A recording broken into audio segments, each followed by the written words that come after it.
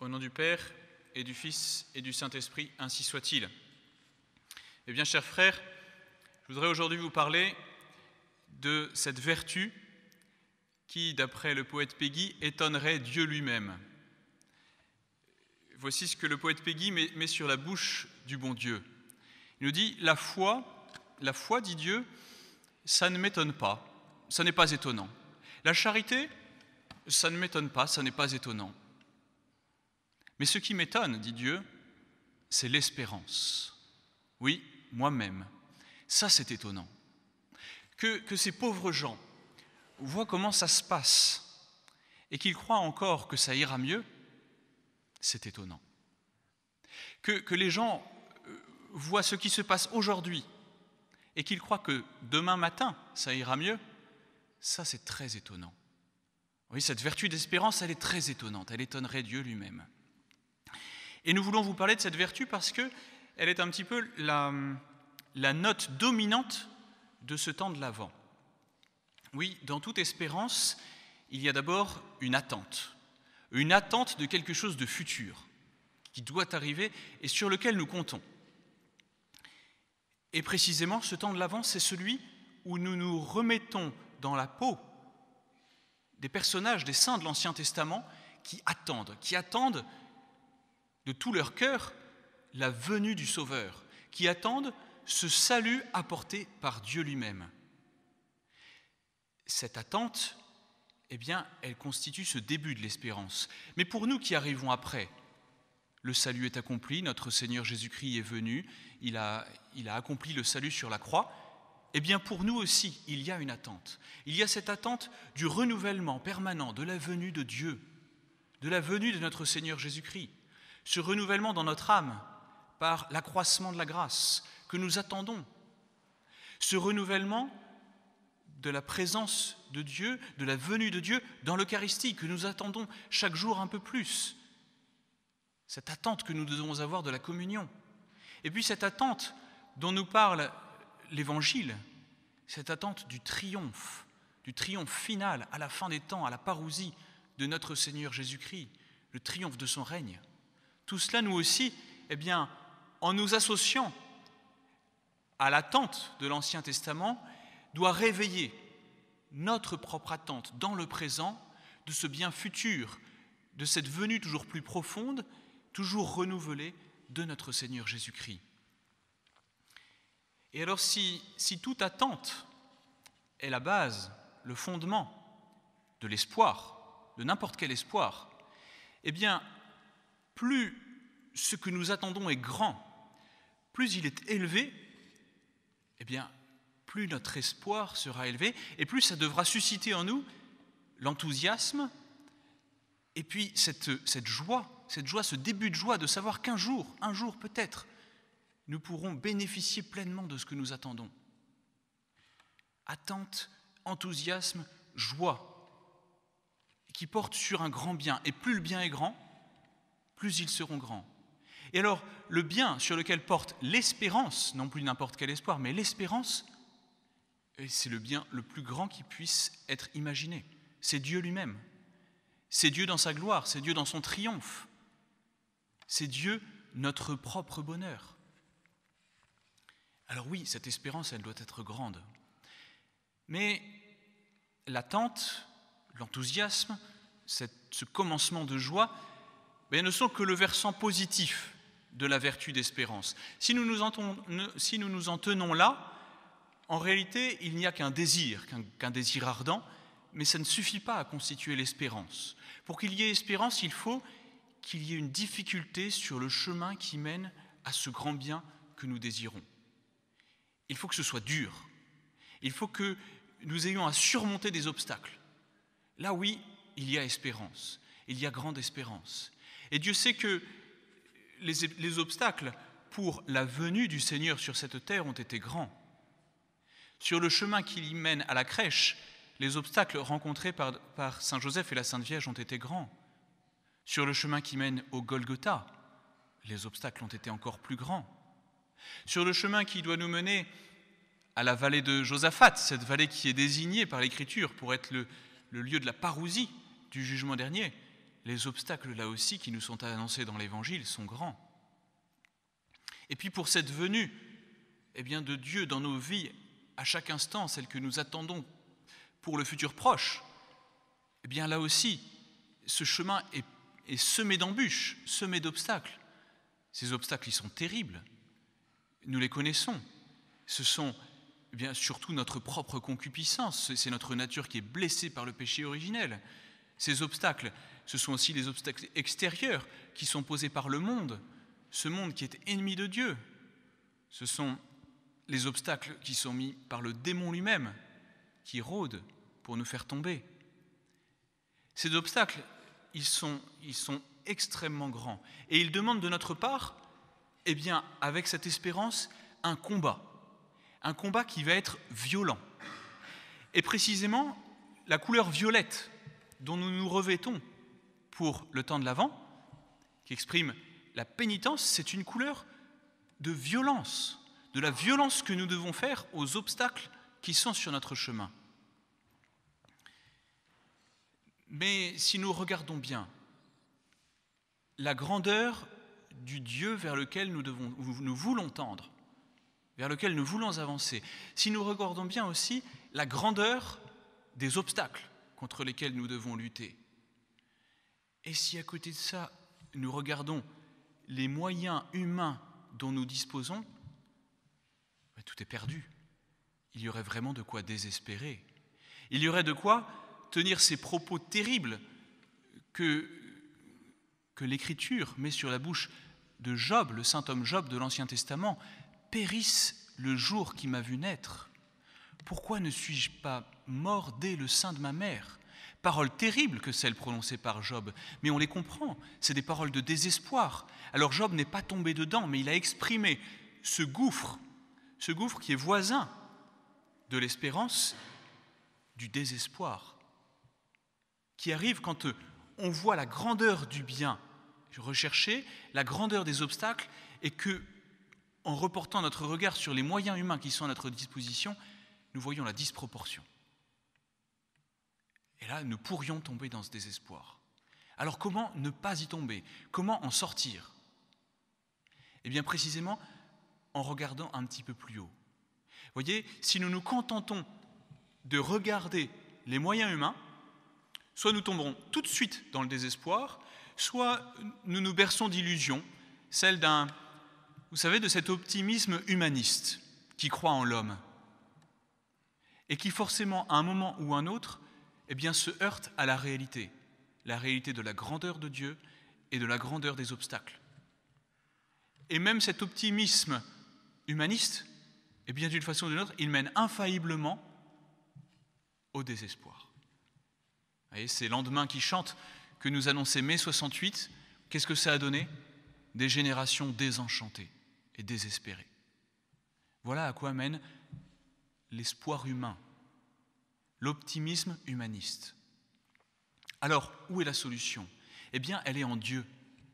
En réalité, les seuls moyens qui sont en proportion à la fois de cette grandeur de Dieu vers lequel nous voulons tendre et vers lequel nous voulons trouver notre bonheur, et puis en proportion des obstacles et des difficultés qui se trouvent sur notre chemin, c'est en Dieu que nous les trouvons. Adiutorium nostrum in nomine Domini. Notre secours est dans le nom du Seigneur. Et là, oui, si nous portons à ce niveau notre secours, nos moyens, notre regard, là, oui, nous avons de quoi espérer. Notre espérance, elle se fonde uniquement sur la grâce surnaturelle, qui est complètement gratuite, donnée par Dieu dans sa miséricorde, mais qu'il nous a promise. Alors pour vivre de cette espérance, il nous faut d'abord ployer le genou avec humilité pour nous placer dans la dépendance de cette grâce, et ployer le genou dans la prière pour chercher, pour demander, pour crier vers cette grâce, ce secours qui nous est promis par Dieu. Dieu attend.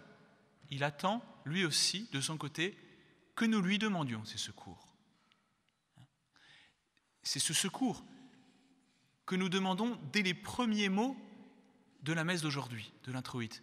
Ad te domine levavi animam meam. Vers vous, Seigneur, j'ai levé mon âme. In te domine confido non erubescam. En vous, j'ai confiance, je ne rougirai pas. Oui, c'est en Dieu que nous mettons notre confiance, non en nous-mêmes.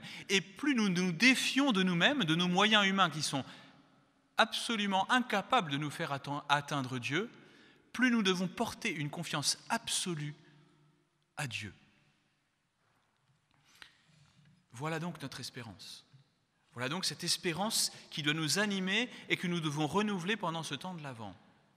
Et si vous nous permettez d'élever notre considération un peu au-delà du temps de l'Avent, eh bien nous voudrions vous montrer que, en réalité,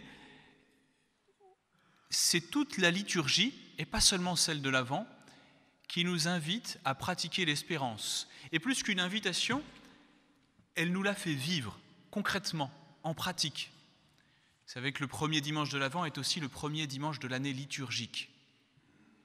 De cette année liturgique qui est un cycle complet, qui nous fait passer par toutes les étapes, par tous les mystères de notre Seigneur Jésus-Christ. Eh bien, la liturgie catholique elle-même revêt tous les aspects qui vont nous faire vivre l'espérance. D'abord, la liturgie de l'Église catholique romaine, elle nous fait, en acte, en pratique, toucher la grandeur de Dieu, la grandeur transcendante de notre Créateur. Elle nous la fait toucher de façon toute simple, ne serait-ce que par les édifices dans lesquels nous entrons. Ces édifices sacrés qui nous font saisir qu'il y a quelque chose de différent dès qu'on rentre dans une église. Ce caractère sacré qui nous fait saisir que Dieu est dans un autre ordre, qui nous dépasse complètement. Eh bien, ces lieux sacrés, consacrés à Dieu que sont les églises, nous font sentir la grandeur de Dieu. Et qu'est-ce qui ferait mieux sentir cette grandeur de Dieu qu'une cathédrale gothique dans laquelle nous nous sentons mais écrasés par cette majesté. Cette grandeur de Dieu que nous font saisir les édifices sacrés, elle est exprimée dans le texte de la messe de dédicace des églises. Ce texte commence par reprendre les paroles de Jacob dans la Genèse. Jacob, vous savez, a eu cette révélation, cette vision du ciel, avec cette échelle entre la terre et le ciel, sur laquelle montaient et descendaient les anges. Et quand Jacob se réveille, qu'est-ce qu'il dit ? Il dit, véritablement, Dieu est en ce lieu et je ne le connaissais pas. Et ce lieu est un lieu terrible. C'est le lieu de la grandeur de Dieu, c'est la porte du ciel. Voilà ce qu'est une église.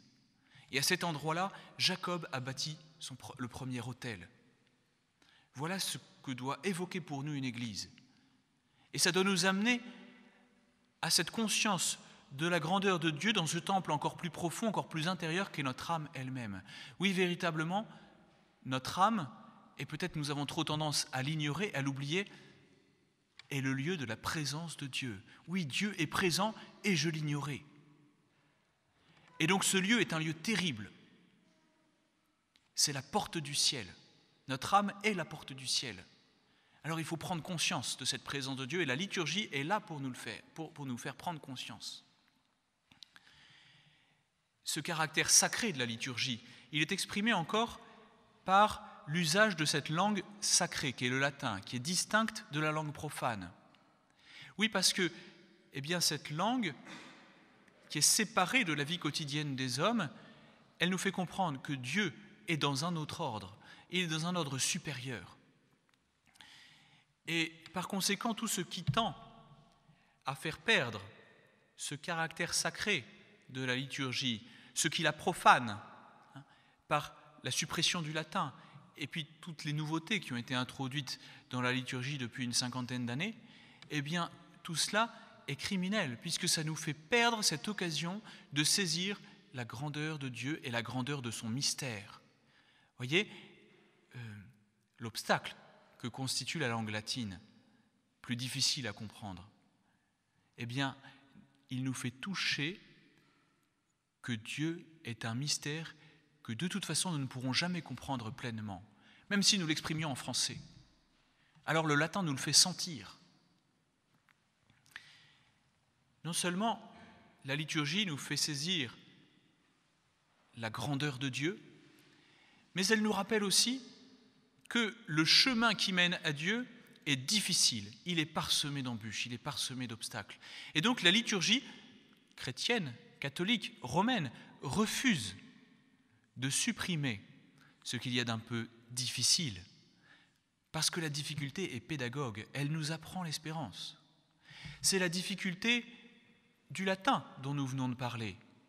Mais bien sûr, cette difficulté, elle est surmontable. Nous avons dans nos missels des traductions qui nous font saisir le sens. Ça demande un petit effort de plus. C'est la difficulté, par exemple, parfois, d'appréhender le chant grégorien. Ce chant grégorien, il est parfois si étranger à notre oreille moderne, habituée à des musiques qui sollicitent énormément, qui surexcitent la sensibilité, que parfois il nous est difficile d'apprécier cette mélodie du chant grégorien, cette pureté, cette austérité du chant grégorien.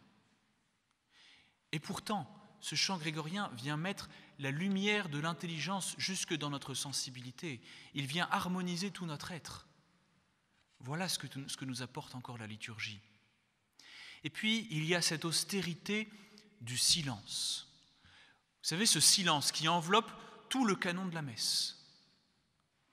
Difficile, quand on n'y est pas habitué, de rentrer dans ce silence et de prier dans ce silence.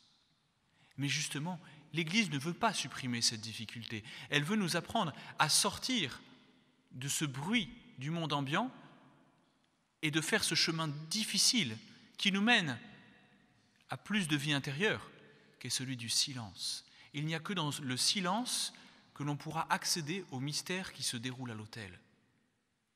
Voilà ce que nous apprend la liturgie.